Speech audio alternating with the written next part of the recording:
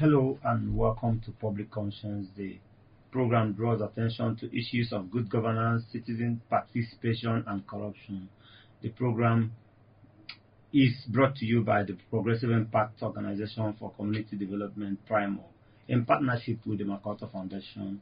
I am Chidozie Obonaya with Adaobi Obiabomana. Thanks for joining us. The spelling of PRIMORG is PRIMORG.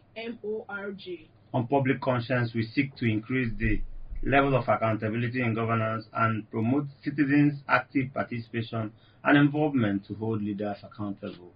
We raise issues of national importance to increase your consciousness as a citizen.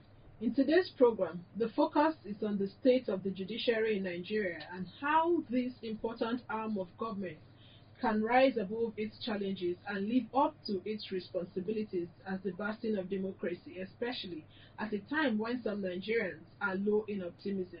The judiciary is the cornerstone of every democratic system, serving as the guardian of the rule of law and the protector of citizens' rights in Nigeria. The judiciary is meant to uphold democratic principles, maintain checks and balances on governmental powers, and ensure justice prevails in the society. Today, the judiciary is criticized because of some of its role in deciding electoral disputes, integrity of judicial officers, political influence and interference, as well as appointments to the bench. A recent investigative report published by MacArthur Foundation, captioned "Breaking Up the Family," further highlighted the challenges in the judiciary and how in the past decade judges in Nigeria have been allegedly captured by political power. The good thing is that the report also disclosed how some brave legal minds are fighting to restore the rule of law in Nigeria against all odds. Recall that to make judiciary more efficient, President Bola Tinubu had increased the salaries of judicial officers by about 300% some time ago. Last week, the Chief Justice of Nigeria, Justice Kekere-Ekun, alluded to the concerns when she said that steps are being taken to solve the major problems facing the country's judiciary. Also, the National Judicial Council announced the introduction of a new policy that will allow the public to participate in the appointment of judges.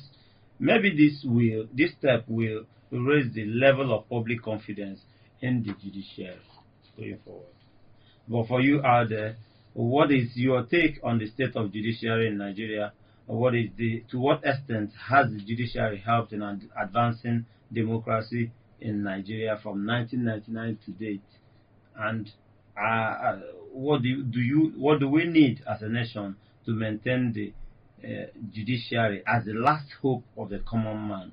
How can the judiciary be truly independent and rise above issues, restoring the dwindling public trust? Be ready to join us through phone and text messages during this conversation. The WhatsApp phone to send your message to is 0902 265 6167. That is 0902 265 6167. Please indicate your name and your location when sending your message. And this number is actually for messages only. Be ready to join us. Begin to send your messages as soon as possible to 09022656167. That is 09022656167. We will give out the numbers to call shortly. And if you just joined us, the focus is on the state of judiciary in Nigeria and the myriad of problems that have limited the third arm of government from living up to its responsibilities. A recent investigative report published by MacArthur Foundation, captioned "Breaking Up the Family," broadly highlighted how judges in Nigeria have been allegedly captured by political power. The report also highlighted the bravery of some respected Nigerian lawyers, including Professor Chidi Odinkalo and Jibril Okutepa, SAN, in their consistent efforts to point out the wrongs in our judicial system. In the studio with us to expand this conversation is an award-winning investigative journalist, Dr. Theophilus Abba. Thank you so much for being here. Thank you. Good morning. And let me just mention that Dr. Abba is the coordinator of the Network of African Investigative Reporters and Editors. He is the program director at Daily Trust Foundation. The man wears many caps. Thank you so much. Thank you. Also, we have a renowned lawyer and CEO of House of Justice, Gloria Mabeam Balasin Esquire. Balasin is the principal partner, Mive Legals, Balasin Chambers. She will be joining us via the phone. But let's get the program started with Dr. Abba, who is here with us in the studio. Thank you once again for all you do for Nigeria and journalism. But tell us more about the issues raised in the report and why this conversation is very important. Okay, thank you very much. Like you mentioned earlier, the report was published by ZAM Magazine, and ZAM Magazine worked hand in hand with an organization called the Network of African Investigative Reporters and Editors. The report is not only about Nigeria. We're looking at 5 African countries. So we have a similar report from Malawi, we have a similar report from Uganda, we have another one from Cameroon, and another one from Ghana. And the idea was this, like this. The judiciary in Africa has its problems. We know, there's corruption, we know there are all sorts of problems facing the judiciary, credibility issues, ethical issues, and others. But we're saying, okay, is it the last story? Is that the end of the story? Is there nothing being done to deal with the situation? So when that came up, so let's investigate. We know there are issues with the system, but what exactly are people doing? What exactly are Nigerians doing? What exactly are civil society groups doing to deal with this situation? So we now began to look out for Nigerians. I wrote from Nigeria. We're looking for Nigerians who are actually fighting to ensure that there's justice, or that corruption is reduced, or that the ethical principles of the judiciary are adhered to. And that was when I came up with working on Professor Chidi Odinkalu and SAN Jibril Nokutepa. I had been reading some of the things he had been writing, and he had been very consistent, pointing out ethical issues, about the judiciary. And Okutepa on his own is taking up difficult cases, most of them related to elections and politically exposed persons. So we said, okay, let's look at what they have done over the years. And that was the background to what the publication that we had. And like I said, we had other reports from places like Malawi, Uganda. They talked about those who use technology, those who use other means, to fight the wrongs in the judiciary. Yes. So that means just 2 lawyers that you interacted with. Are you saying there are just 2 lone voices in this rowdy area talking about the judiciary? Now, when you talk about lone voices, well, there are others who speak against the ills in the system. For instance, last week, the former Vice President, Osinbajo, was at the NBA meeting, and he was talking about, the corruption, the unethical things that are happening in the judiciary. Talked about even lawyers being complicit and all this and all that. But that was like a one-off thing, But when you have somebody who has been doing this since 2019, he will write articles to say, well, this is happening, it is wrong, it's unethical, this cannot continue to happen, this is not how this thing ought to be handled. The person has been consistent doing it maybe week after week, organizing, holding meetings, press conferences, writing articles, appearing on television, discussing the issues related to the unethical issues. He's seasoned. Yeah, he's consistent. We're looking at consistency. Somebody can come and make a one-off comment and go away. That is like, oh, I don't want to talk too much, I don't want people to attack me. But this one, you see, you write about this today, the next day he writes another, the next day he writes another, and I think at a point, the minister of the FCT was saying they have to take him before the body of benchers. I'm talking of Odi Kalu. They should be taken to the body of benchers so that he can be reprimanded or punished for bringing the judiciary to disrepute in court. So that kind of consistency is what actually determined the choice of the persons we featured in the story. In the story. Okay, let's also get into some of the content of the story of the report, because one of the issues mentioned was how political powers were getting involved, getting in the way, and stifling what judges should be doing. So maybe throw more light on that. Speak to us about why your angle and what happened in that line, because you mentioned the issue of politics, political influence, coming into our judicial system, and challenges it brings. There was what I would call a takeoff point for what I have done, and that was in 2016. Now, in 2016, something happened to the Nigerian judiciary. And what was it? On October 8th, the DSS raided the homes of about 15 judges across Nigeria. And okay, Dr. Abba, apologies. Hold on for us, please. We'll get back to this conversation. We've just been joined by our second guest on phone. Let's interact and we'll get back to you. Okay, thank you. Thank you so much for joining us. We've just been joined by a renowned lawyer and CEO of the House of Justice, Gloria Mabeam Balasin Esquire, who is a principal partner, Maive Legals, Balasin Chambers. Thank you so much for being here. I'm glad to join you. Good morning. Okay, let's get straight to it. Yes, let's have you react to the report and what you make of the concerns that the judiciary of today is not giving Nigerians its best. Well, I think that it will be important to take the issues one after the other rather than profile an entire institution. I joined the conversation at the point where you were rolling back to the unfortunate incident of the 8th of October 2016, where DSS raided the residences of 15 judges. What came out of it was an entire profiling. The DSS had themselves claimed that it was the National Judicial Council that had reported those 15 judges, which turned out to be factually inaccurate. Because only 2 of those judges out of the 15 were actually had their report submitted to the DSS.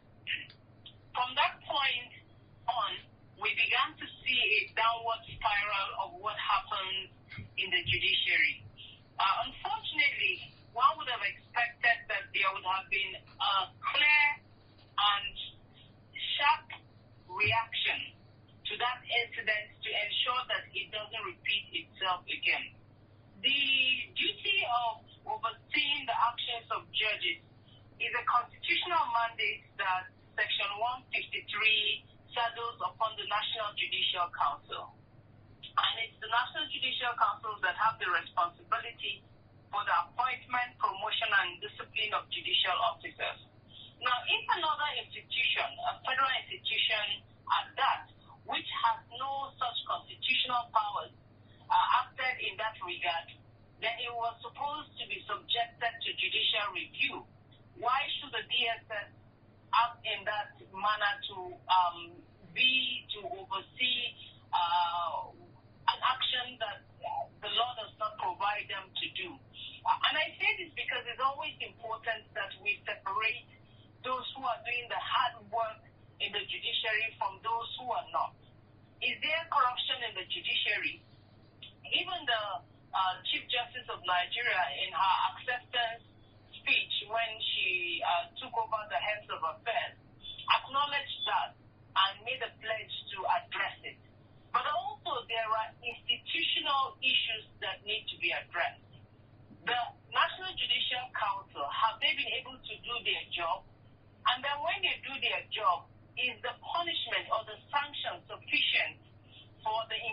elections that are submitted? And also, have we been able to ensure that we are able to deal decisively with matters that come as regards erring judges? Take, for instance, there have been cases where, if we take Plateau State, for example, in the last election, we find that the very reason why Governor Caleb Mutfwang is governor right now is the same reason why over 20-something, in fact, over 50-something members of House of Assembly, House of Reps, and Senate had their elections overturned. The only luck that the governor had was to have gone to the Supreme Court and to have that judgment, the judgment of the Court of Appeal, overturned. Indeed, even the Supreme Court was very clear about the fact that the judgment of the Court of Appeal was perverse. Having said that, the question would then be, that acknowledgement should have been followed by a clear action. And the clear action being that when people vote those who they want in power, they have the right under the Constitution and under a democracy for them to have those people lead them. If by some procedural errors that is not the case, then it is the duty of the law to find an effective remedy. Because at the core of law and justice is the fact that where there is an injury, there must be a remedy. And so nowhere have we seen a lot of the challenges that our country now faces in terms of how tested their confidence in the judiciary is as during elections. And so for many people, there is then the feeling, and indeed the politicians will tell you, that even after elections have been concluded, they wait for what the court will do. So there is a judicial democracy, and then there is the democracy that is tied to election. Now, you cannot have both and call it a democracy. Indeed, when we say judicial democracy, it is a contradiction in terms, because the duty of the court is not to choose for the people who they want. It is for the court to uphold the right to choose that the people have.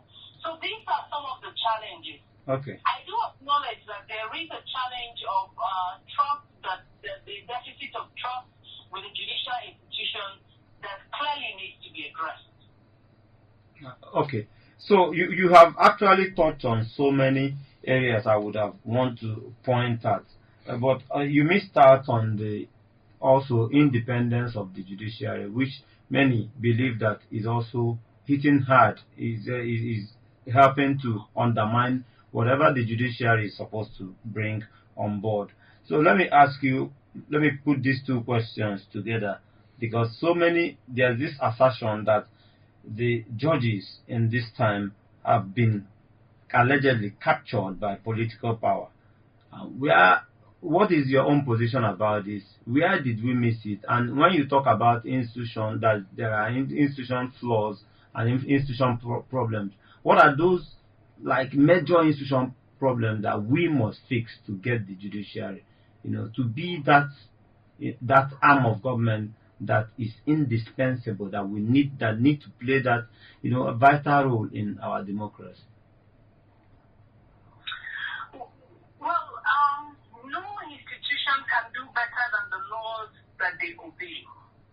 And for the judges, the independence of the judiciary will always be tested if the code of conduct of judges does not become the guiding principle of what they do. The other aspect also is the question of equality before the law, which is not just a universal concept, but it also has a direct link between that and the independence of judiciary. The concept of equality before the law means that when you have done something wrong, then you should be able to account for it. But when the rules change because of the people who are involved, then you will not be able to have the independence of the judiciary that you seek. There has been in recent times hobnobbing between the executive and the judiciary that is quite unsettling. There are concerns even with the appointment of judges. Until recently, it came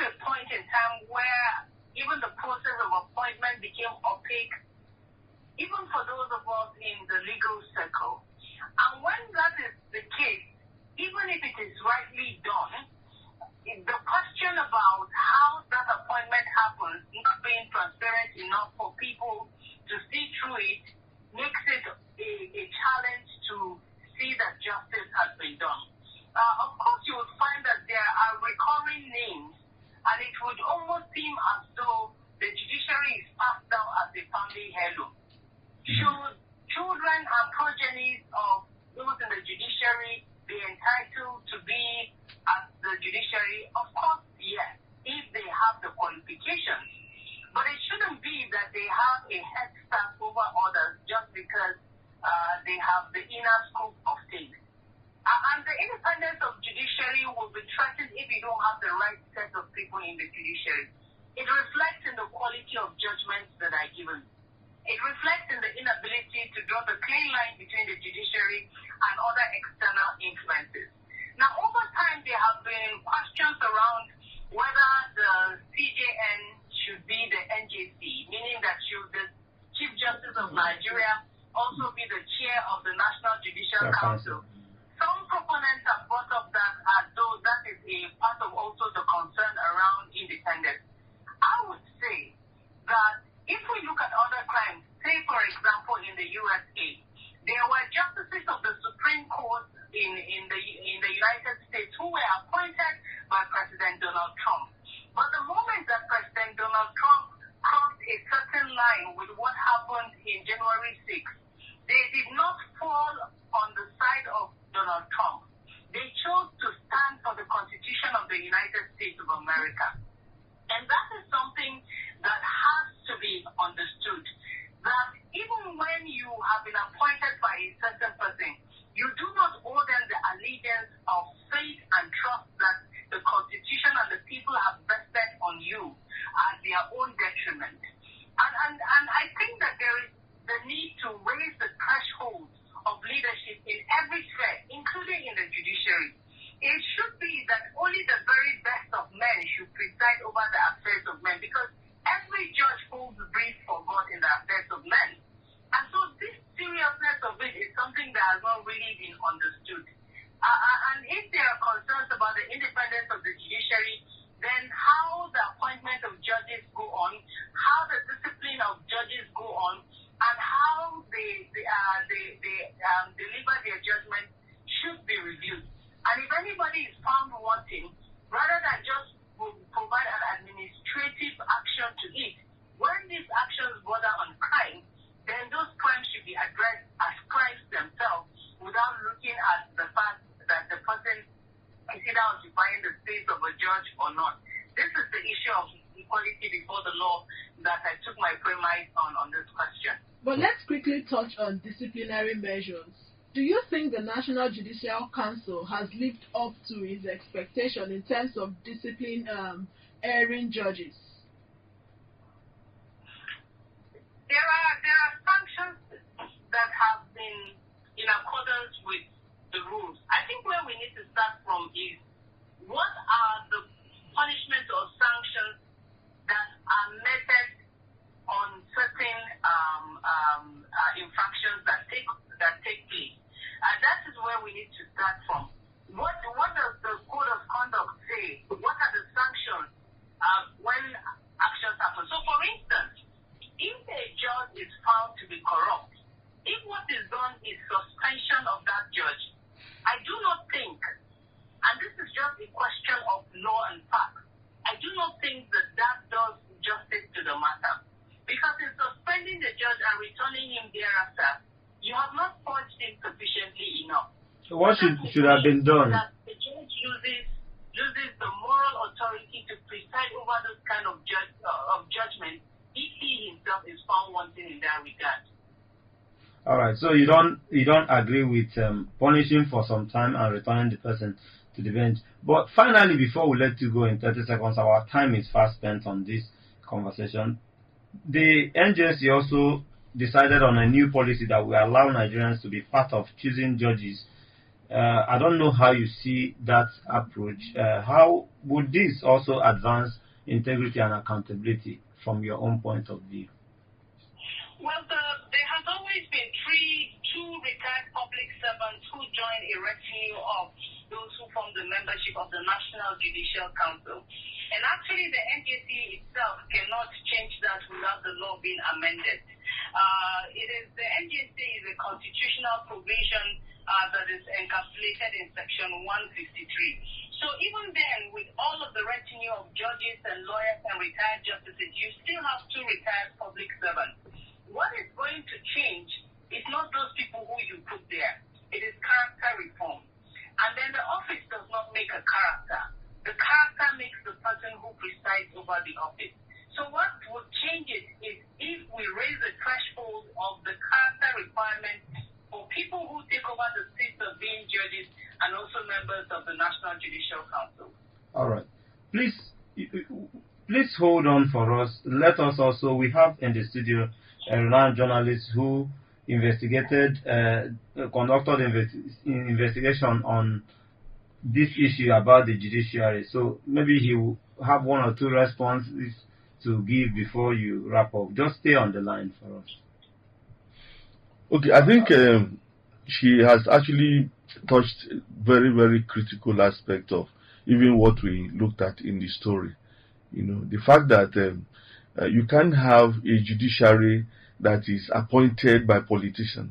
You know, you have the daughters of governors, the wives of governors, you have the in-laws, you know, you have those close to politician. Actually, we understand that if politicians, I mean, for you to become a judge in Nigeria, you may need some kind of recommendation from politicians, or maybe your name ought to be submitted by some politician. You know, with that, you'll be working for those politicians actually. And it's not good for democracy. Even the idea of saying, oh, the public should scrutinize judges. No, it's not the public that should scrutinize judges. There are laid down procedures, there are rules and regulations. You know, there are requirements for one to become a judge. If the National Judicial Council follow those requirements, they will do the right thing. It's not meant for me to now say, oh, Mr. A, that you want to make a judge is not the right person to be a judge. You have your guidelines. You have been monitoring this person's career over the years. If he had been corrupt, you have received reports. There are petitions against him or her. So you can't now begin to say, even though we had all these reports against him or her, but the public said they wanted him or her to become a judge. So outsourcing that responsibility to the public, I don't think is the right thing. So you think it could come with some level of challenges outsourcing it to actually it's pretentious. It's hypocrisy. That's how I look at it. You see, you have the guideline. You know, I'm not a lawyer anyway, but I know that there is a set of rules or guidelines that determine whether one qualifies to be a judge or not. You understand? In some claims, I think you even have to write some kind of examination, you know, to qualify as a judge. Now, you cannot say as the National Judicial Council that, oh no, we want the public to participate in the appointment of judges, when actually there are guidelines, I mean, constituted rules that you are aware of. Yeah. So, but the bottom line of our investigation of my story is this: to say, we don't need only two persons to do this. We need more Nigerians to join in this fight against the system that is disappointing all of us. For instance, there is an election. I think she talked about judges even determining those who become elected into that, which is not supposed to be so. It's the ordinary Nigerian who should determine who should become their governor, their senator. But now you have a system whereby judges will determine who becomes a governor, who becomes a senator. Elections will be conducted. Somebody will win an election, majority vote, then the judge say, no, we're not giving it to you, we're giving it to another person. That's not how it's supposed to be. So we are saying that it is not Odin Kalu alone or Kutekpa alone who should be, fighting this kind of infractions. You know, we need more Nigerians to get on board. And the reason why we featured Kutekpa and Odin Kalu is simply because they've been consistent. If you look at the story of Kutekpa, for instance, he's been doing this since 1995. You know, since 1995, he has been fighting injustice. He has been fighting, for the downtrodden. since 1995. He did it for students, he did it for some lecturers, and if you look at even the political cases he's been handling, most of them are politicians who have been downtrodden, those who have been oppressed by the system. He's taking up their cases and fighting for them. So we need more Nigerians to join, so that at least the judiciary will know that look, the majority of Nigerians don't agree with what is happening. Okay, Yes. let me just quickly buttress when you said that judges are the ones, some of the outcome of elections are determined by judges. In 2007, when we had the Anambra State senatorial election, where Senator Joy Emodi was, INEC declared her the winner, but we have a situation where the appeal court asked that the certificate of return be given to Obanese Alfonso Sigweke, and we also have the 2019 governorship election in Imo State, where Emeka Ihedioha was declared the winner of the election.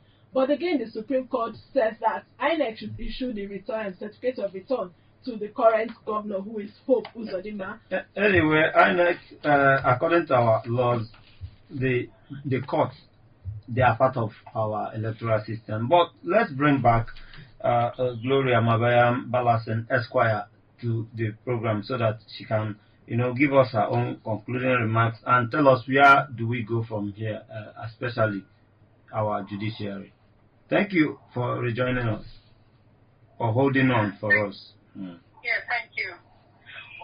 Well, I believe that the Nigerian people have a huge role to play, because the judges are not judges of another country. They are judges of the Federal Republic of Nigeria. And this country belongs to all of us. There's no one who has a higher stake than the rest of us. In the Imo State matter, for instance, or the Plateau State matter, what I expected was that the people would stand and say, no, these are not the people that we voted for. Because you see, even the law should not have the power to overrule justice and what has been written. And you cannot have a technical interpretation of law that takes away from the core values of what the law clearly says. Election there's a clear prescription of who rules, who wins by virtue of what Electoral Act says. And where for any reason there is a technical interpretation of that, we have to go back to the substantive law that should stand. But there is a selective amnesia with Nigerians where they feel that, let this go away and we'll try it again tomorrow.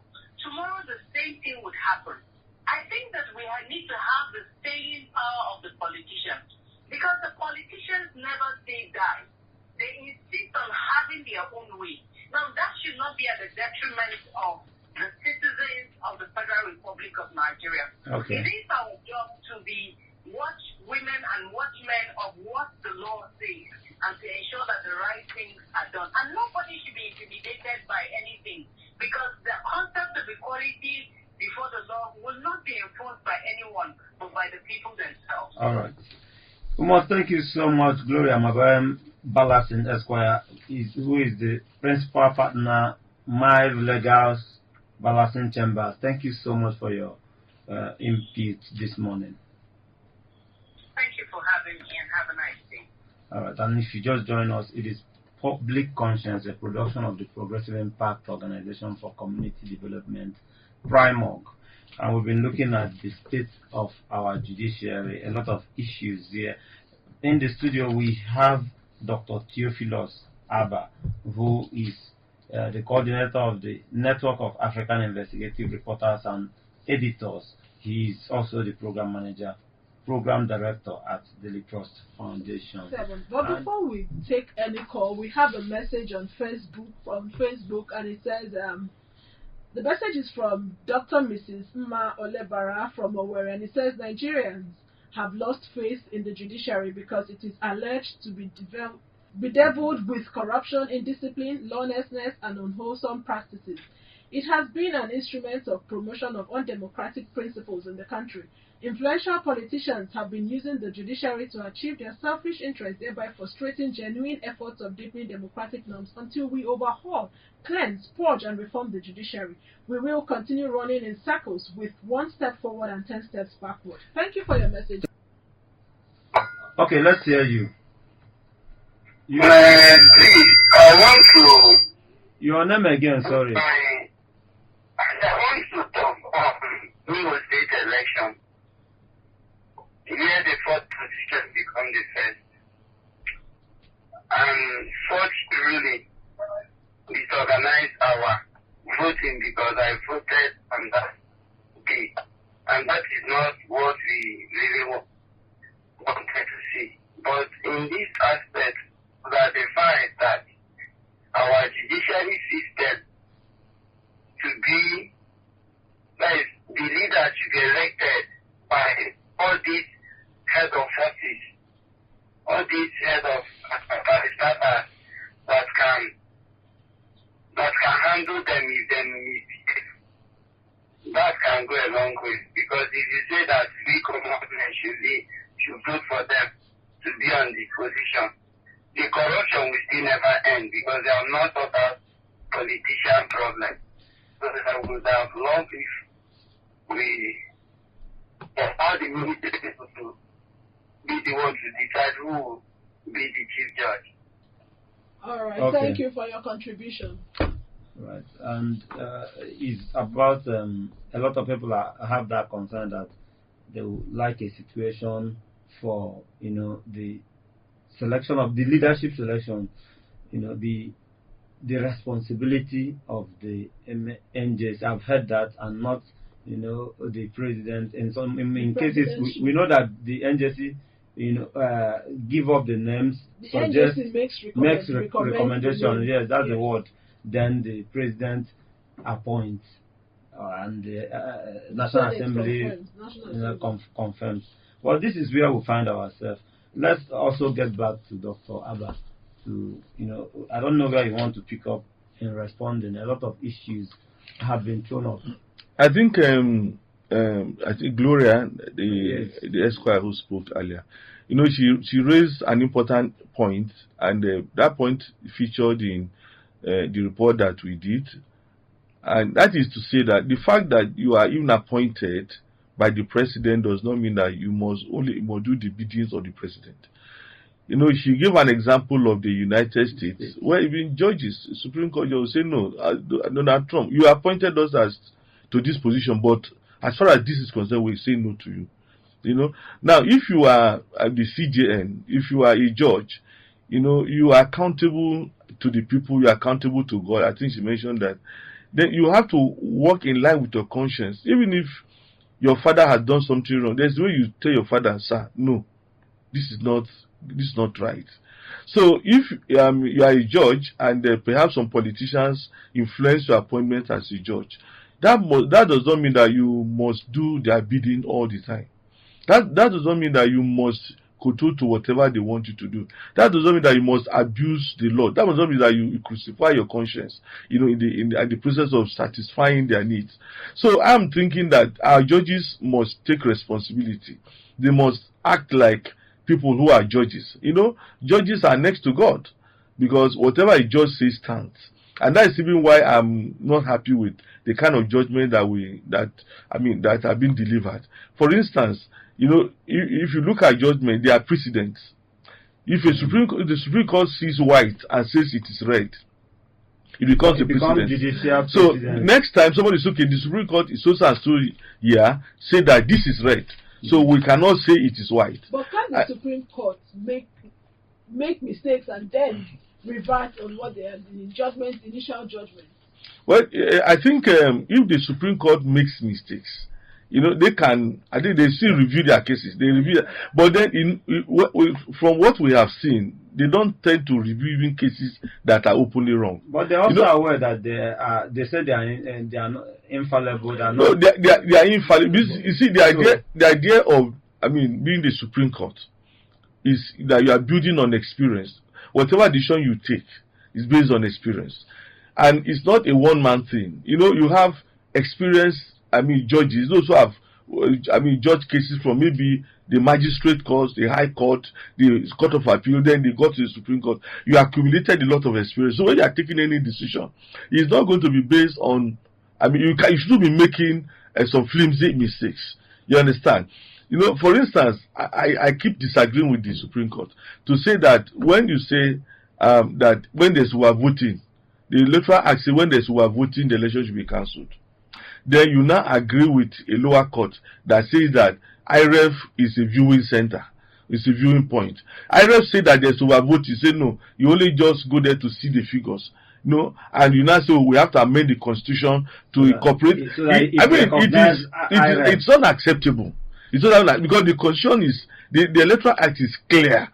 If there's overvoting, and how do you determine overvoting? It is if a voter is not captured by IREF.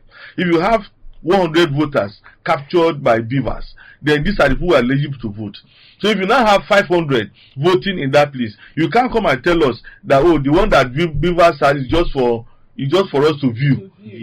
Meanwhile, the people that were late to have voted were not captured by beavers, which is the instrument that ought to have been used. So when you come up with that kind of judgment, it is very clear that it wasn't a mistake.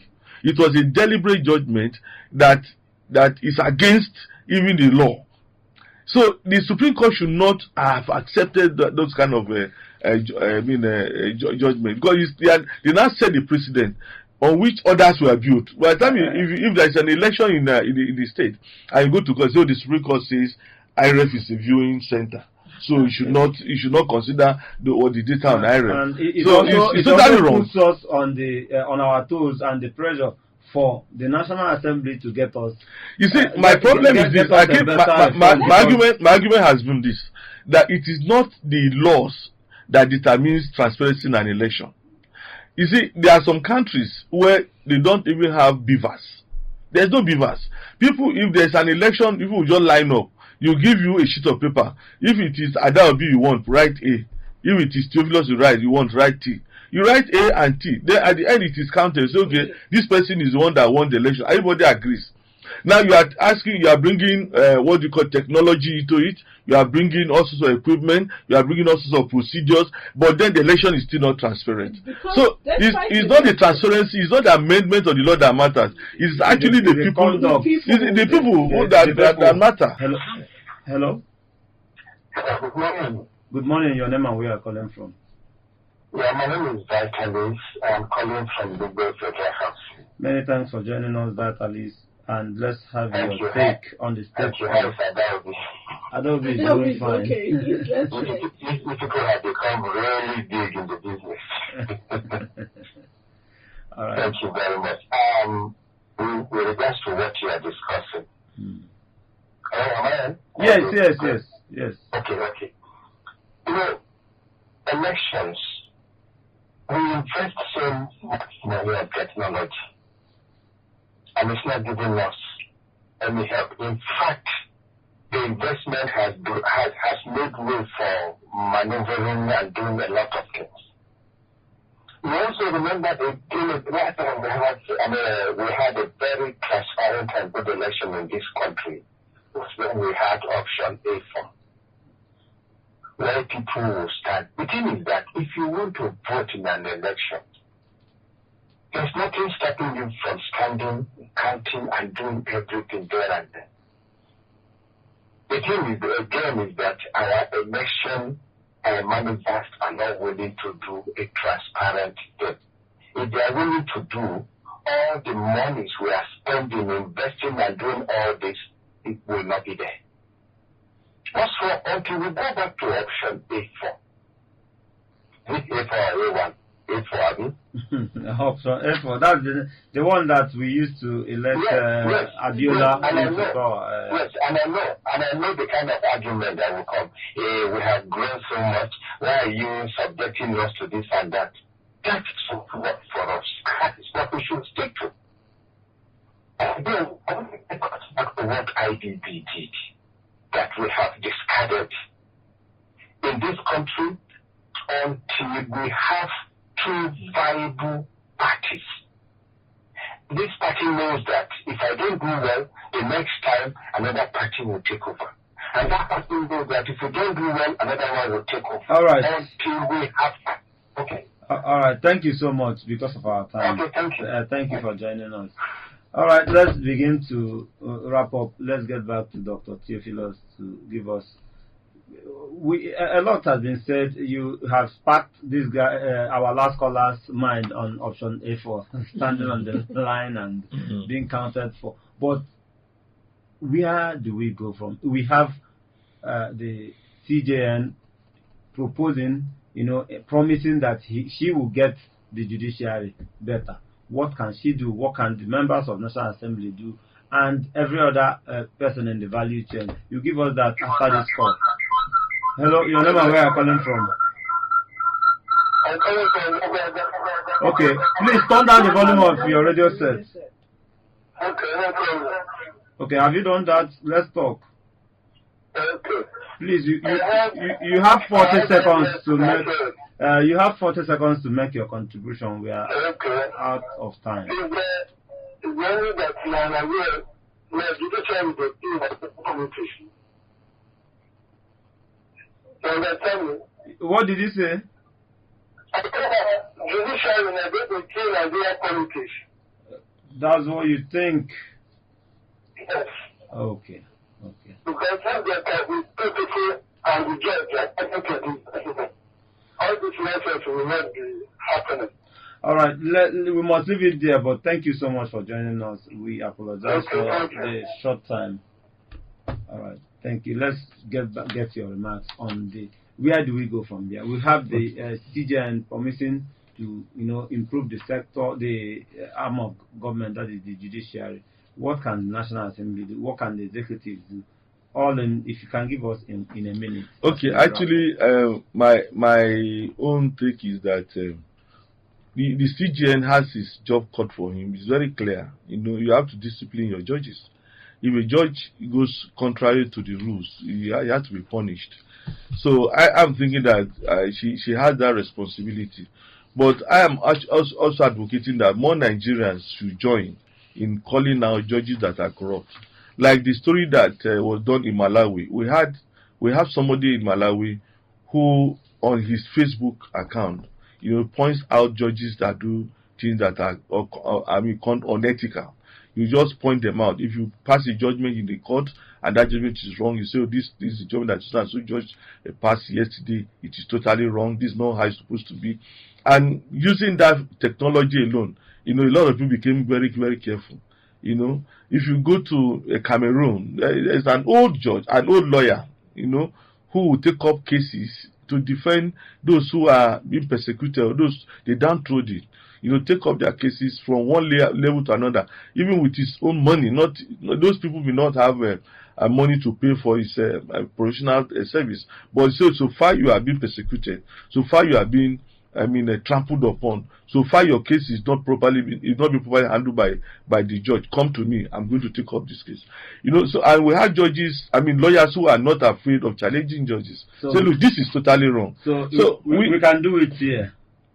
We are saying that many more lawyers, especially those who understand how things are going wrong, should come out. If you look at what Odin Kalu, has been doing, at times you read this article, it becomes a news story because you will get information from inside sources and bring out some of those information. Every journalist who report our courts don't even know. They will say, oh, this is happening, that has happened there. Now, this is not supposed to be so. This is what the law say. This is unethical. The NJC has done this. You shouldn't be doing so. Those who have that kind of privileged knowledge, should join so that it's not like you just, keep your mouth closed, just stay in your corner and say, let it go back. There's nothing anybody can do about it. I don't want to sacrifice.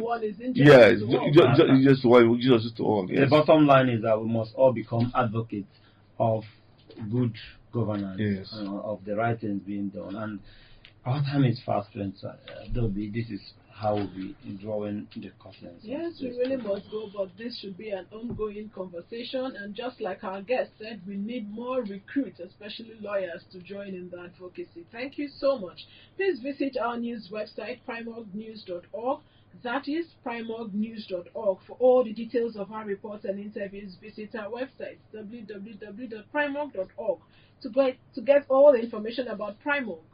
And you can watch our videos on PRIMORG TV, our YouTube channel. Please subscribe to get reminders when we have a new post. We appreciate our guest, renowned investigative journalist Dr. Theophilus Abba. Thank you for being here. Thank you. Good morning. And the CEO of House of Justice, Principal Partner, Mive Legals, Balasin Chambers, Gloria Mabayan Balasin, Esquire, who joined us via the phone. Public Conscience has the support of the John D. and Catherine T. MacArthur Foundation, committed to building a more just, verdant, and peaceful world. Get more information about the foundation on its website, macfound.org. Join us again here with next week when we have another episode of Public Conscience. And remember to follow us on Facebook, X, formerly Twitter, @officialPrimorg. I am Adaobi Obiabumo. Remember that birth registration and birth certificates are free if your child is under 18. Help stop the corruption in birth registration and do not pay for birth certificates. Also remember that you can give us information or hint about corrupt acts through our phone at 09022656167 or info@primorg.org. I am Chidozie Ogbonne. God bless Nigeria.